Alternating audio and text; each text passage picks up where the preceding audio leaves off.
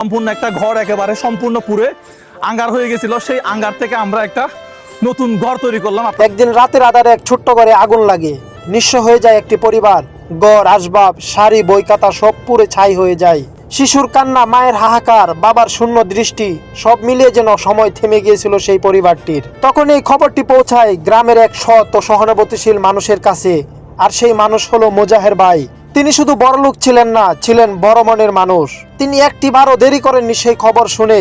নিজের খরচে এবং তাদের টিমের সহযোগিতায় শুরু করেন একটি নতুন ঘর বানানোর কাজ। মাঠে মাটি ফেলে ঈদগাতে দিনরাত এক করে বানিয়ে নেন একটি নতুন ঘর। শুধু ঘর নয়, সেই ঘরে ফিরে মানুষের হাসি, শিশুর দৌড়, মায়ের রান্নার গন্ধ।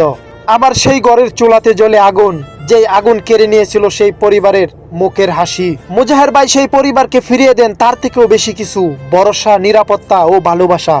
আজ সেই পরিবারটি নতুন করে নতুন জীবন শুরু করেছে। কারণ মানুষ যখন মানুষের পাশে দাঁড়ায় তখনই আলোর ঠিকানা খুঁজে পাওয়া যায়। ভিডিওটা শেয়ার করে দিবেন, এইটা আপনার কাছে আমার রিকোয়েস্ট। কারণ মুজাহের ভাইয়ের মানবতা সারা বাংলাদেশের, সারা বিশ্বের মানুষের কাছে পৌঁছে দিবেন। আর যদি ভিডিওটা আপনার কাছে ভালো লেগে থাকে তাহলে অবশ্যই চ্যানেলটা সাবস্ক্রাইব করে দিবেন।